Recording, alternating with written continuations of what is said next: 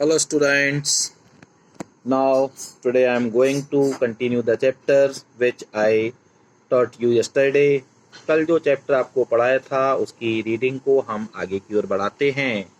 And the chapter which we studied yesterday and the chapter which we started yesterday, the title of the lesson was The Lost Child by Mulk Raj Anand. ये जो lesson है ये मुल्क राज आनंद के द्वारा लिखा गया है और उसका टाइटल है द लॉस्ट चाइल्ड अर्थात खोया हुआ बच्चा. Yesterday we discuss something about this lesson. कल हमने इस लेसन के बारे में डिस्कस किया था and tomorrow we are going to continue the reading of this lesson. और आज हम इस लेसन की रीडिंग आगे को बढ़ाते हैं.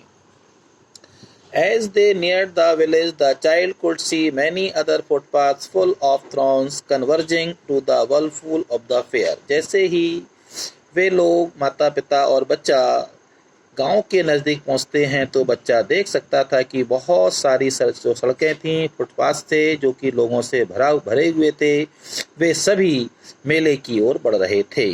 And felt at once repelled and fascinated by the confusion of the world he was entering. और जब बच्चा उस मेले में प्रवेश कर रहा था तो वो धक्का मुक्की का सामना कर रहा था, अपने आप को कुछ पीछे महसूस कर रहा था और बड़ा आश्चर्यचकित भी हो रहा था क्योंकि बहुत सारी भीड़ एक साथ मेले में प्रवेश कर रही थी. A sweetmeat seller hawked gulab jamun, rasgulla, barfi, jalebi.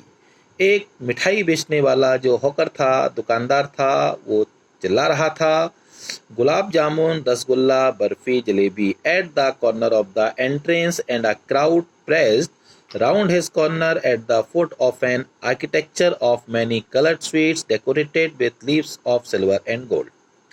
तो जैसे ही मेले का जो प्रवेश द्वार था वहाँ पर एक मिठाई बेचने वाले की दुकान थी जिसके पास गुलाब जामुन, रसगुल्ला, बर्फी, जलेबी थी और दुकानदार उन सब का नाम लेकर उनको बेच रहा था. और बच्चे ने देखा कि वहाँ पर बहुत सारी रंग बिरंगी मिठाइयाँ थीं जिनको चांदी और सोने के जो आर्टिफिशियल पत्ते होते हैं उनसे सजाया गया था. The child stared open-eyed and his mouth watered for the barfi that was his favorite sweet. और बच्चा जो था वो वहाँ पर खड़े खड़े अपनी आश्चर्यचकित आँखों से मिठाई की दुकान में बर्फ़ी को देख रहा था और उसको देखकर उसके मुंह में पानी आ गया क्योंकि बर्फ़ी उसकी मनपसंद मिठाई थी. I want that barfi, he slowly murmured. उसने धीरे से कहा, मैं यह बर्फ़ी खरीद कर खाना चाहता हूँ.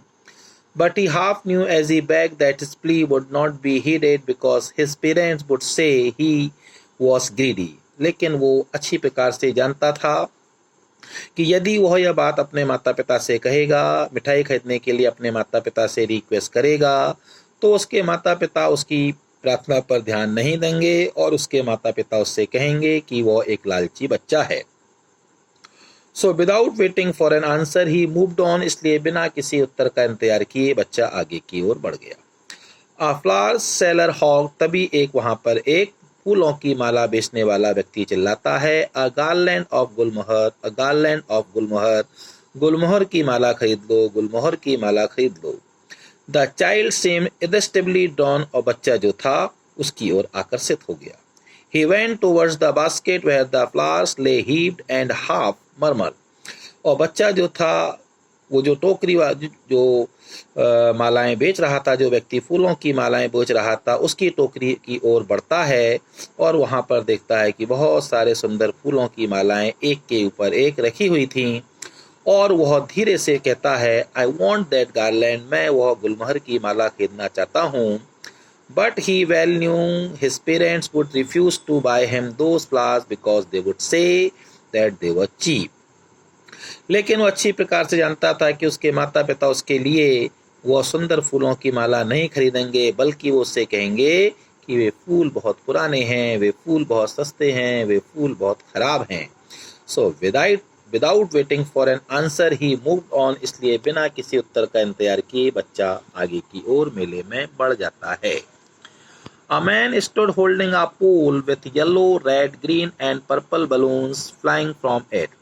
तभी बच्चे ने देखा कि मेले में एक व्यक्ति खड़ा है जो कि गुब्बारे बेच रहा है, और गुब्बारे जो हैं वो पीले रंग के, लाल रंग के, हरे रंग के और बैंगनी रंग के हैं, और ये सारे गुब्बारे उसने एक डंडे पर लटका रखे थे।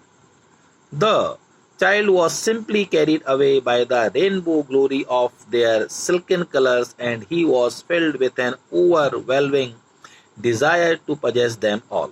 और बच्चा जो था वो उन रंग बिरंगे सतरंगी गुब्बारों को देखकर बड़ा ही प्रसन्न हो गया, और वह अपनी इच्छा के अनुसार उन गुब्बारों को खरीदना चाहता था। But he was well known that his parents would never by him, लेकिन वो अच्छी प्रकार जानता था उसके माता पिता कभी भी उसे गुब्बारे खरीद कर नहीं देंगे। That the balloons because they would say, क्योंकि वो उससे कहेंगे he was too old to play with such toys, कि अब वो इतना छोटा तो नहीं रहा है कि वो गुब्बारों से खेले, अब तो बड़ा हो गया है, उसको गुब्बारों से नहीं खेलना चाहिए। सो ही वॉकड ऑन फार्दर, इसलिए बच्चा और आगे बढ़ जाता है। A snake charmer stood playing a flute to a snake which coiled itself in a basket. तभी उसने देखा कि एक सपेरा जो है वो एक टोकरी में बैठे हुए सांप के सामने बांसुरी बजा रहा है। Its head raised in a graceful bend like the neck of a swan, और जैसे ही सांप के अदृश्य कानों में बांसुरी का बीन का संगीत पड़ता है, वह एक शानदार तरीके से हंस की गर्दन की भांति अपने फन को उठा लेता है। While the music stole into its invisible ear, जैसे ही इसके अदृश्य कानों में संगीत पड़ता है। Like the gentle rippling of an invisible waterfall, जिस प्रकार से अदृश्य झरना नीचे की ओर गिर रहा, उस प्रकार से सांप ने अपने फन को ऊपर उठाया। The child went towards the snake charmer, बच्चा सपेरे की ओर गया, but knowing his parents had forbidden him to hear such coarse music as the snake charmer played, he proceeded further. लेकिन बच्चा जानता था कि उसके माता पिता उसको इस प्रकार का भद्दा संगीत सुनने के लिए मना करेंगे, इसलिए जैसा कि संगीत सपेरा अपनी बीन से बजा रहा था, इसलिए बच्चा जो था वो और आगे की ओर बढ़ जाता है।